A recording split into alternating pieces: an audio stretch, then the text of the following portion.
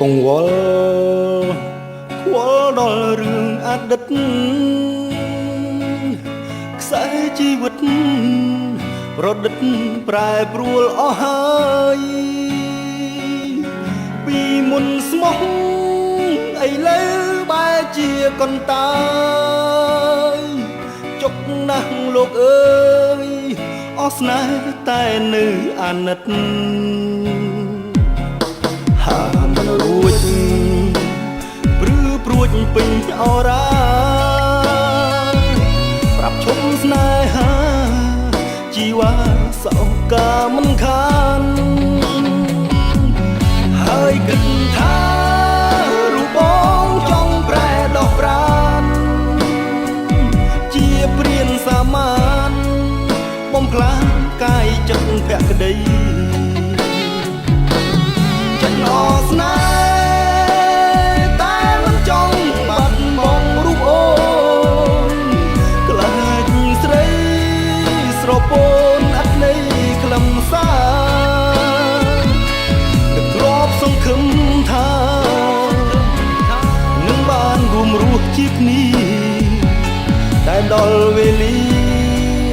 អស់នេះស័យស្នេហ៍ទៅហើយ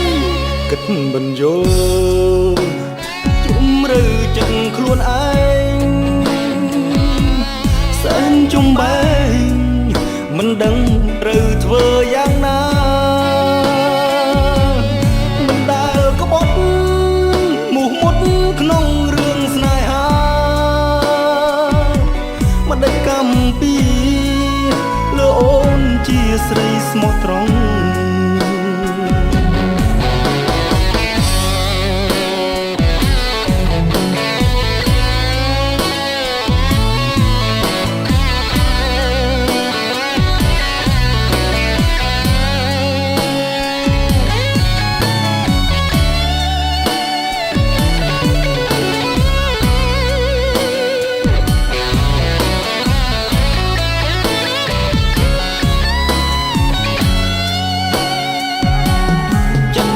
ស្នេ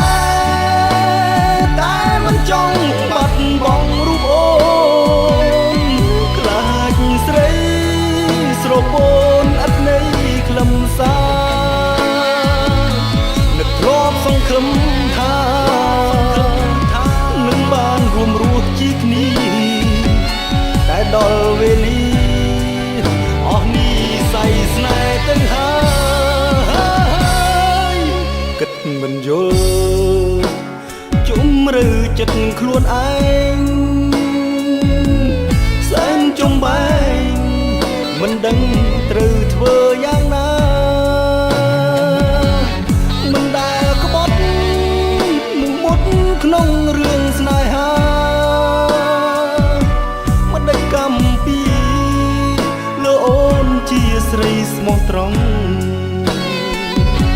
មិនដេចកម្មពីលើអូនជាស្រីស្មោះត្រង់